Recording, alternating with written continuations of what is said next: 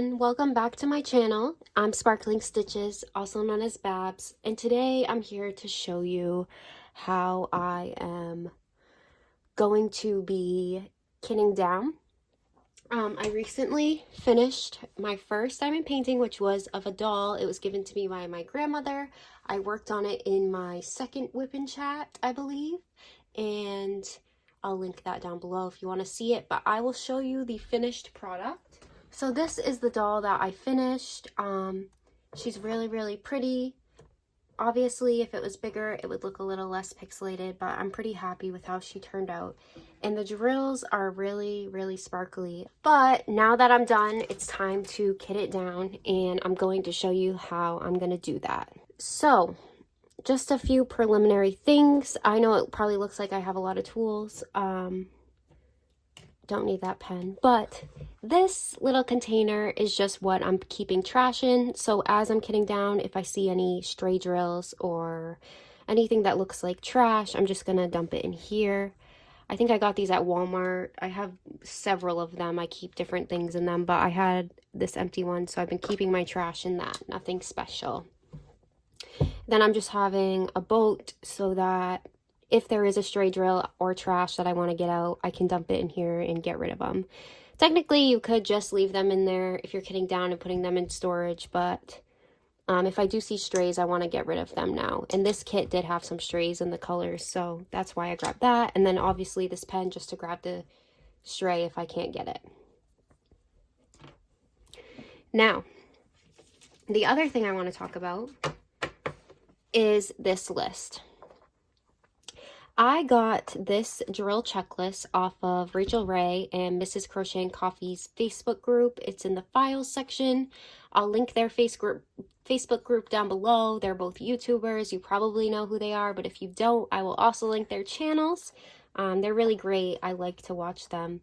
But on the group is this really helpful checklist, and it has all the DMC codes. And then the really nice thing about this checklist is that there's two boxes, one for square and one for round, to put your drills on, so that you know if you have square or round drills and in each DMC code. So this is just a quick way for you to preview your binder to see what you have.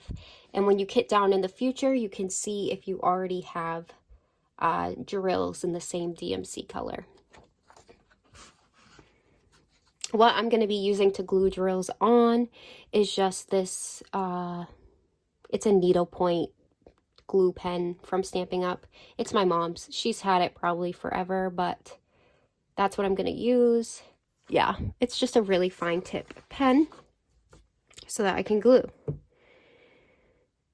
those tiny drills on. Okay, so and then when you put the cap back on, there's a needle that goes back into the needle in the cap to keep the glue from drying out. So it's really nice. All right, so the very first thing I'm going to do, this is just like an embroidery thread container. It doesn't have removable discs. I do have some with removable discs. The problem with this was that there was too many colors for the slots, so I put multiple baggies in one square. So I probably won't be using this method again to kit up a kit unless it's very small. The convenient part about this is that I already have them in baggies. If you have them in different containers, they sell just little baggies that I would dump them into if you're going to store them the same way that I am. So the very first thing I'm going to do really quick is put these all in order by DMC number, and this has from number 150 all the way to the very end. And then there's some blank spots in case you want to, if you have to add any extras in.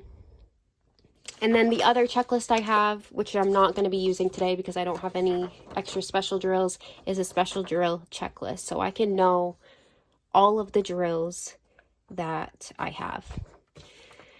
One last thing about this checklist that I want to mention because it is so helpful is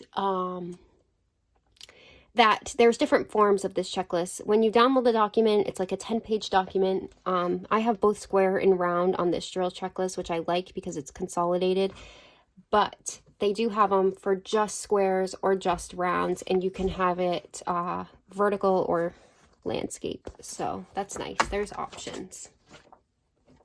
So I'll be right back, and I'm just going to put these in DMC code order.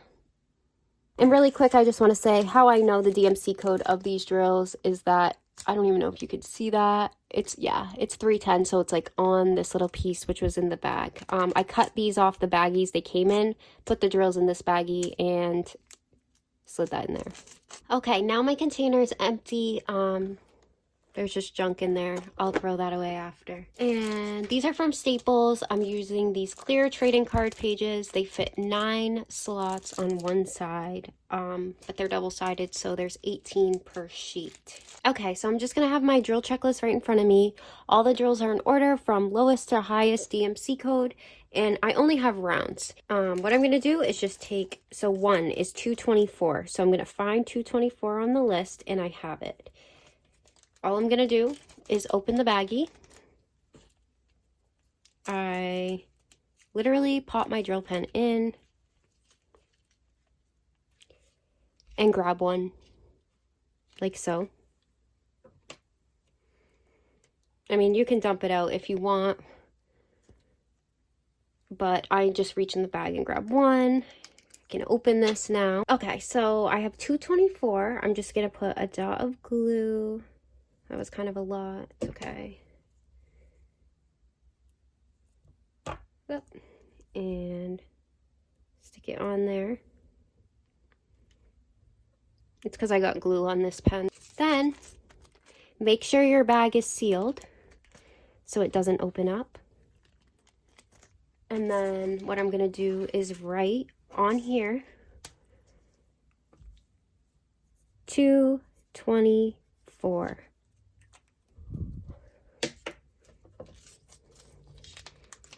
And I'm just going to stick the bag in there. Simple as that. And my DMC codes will be lowest to highest, so they'll be in order of what I have so far. So ideally, I would have a slot for, or enough holders and slots for all of the DMC codes. One day I want to go through and get enough baseball card holders and start writing these codes all in order. Now, since I've already started writing them on here, when I go to do that, I'm obviously not going to trash these card holders. So I'm going to just use hand sanitizer to remove the Sharpie numbers off here. It works. I used to do that on my desk at school and whatnot. If I got Sharpie or whatever, hand sanitizer will remove it. So that's a trick. I did the math. I think there's 489 DMC colors, at least for a thread, something like that. 489, 487. I'm guessing it's around the same for drills. So, each pack of these comes with 10 sheets. Each sheet fits 18. I've done the math. You would need about 30 sheets. So 3 packs of sheets to have every single drill in here covered. So eventually I'm going to do that, but for now I'm just going to show you how I'm setting it up. So I'm just going to keep going like that, and I'll be back when I finish putting all of these drills away. Okay, so as you can see, I finished putting all the drills away, and here is my binder, so you can see I have all of my drills put away in order. This is just to give you the idea.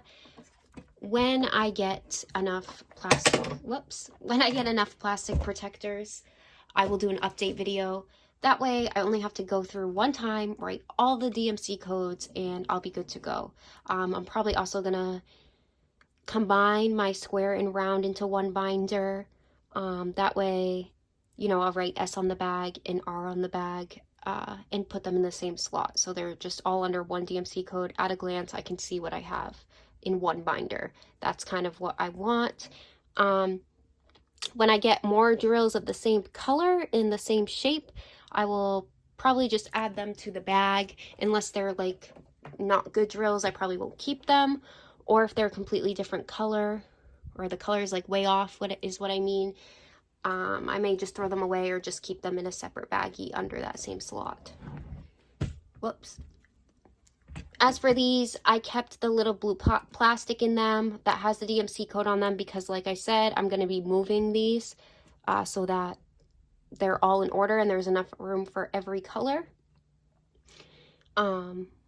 So for now, I'm just going to leave those in there. I might end up taking them out eventually just so I can see the colors of the drills perfectly without that blue thing in the way.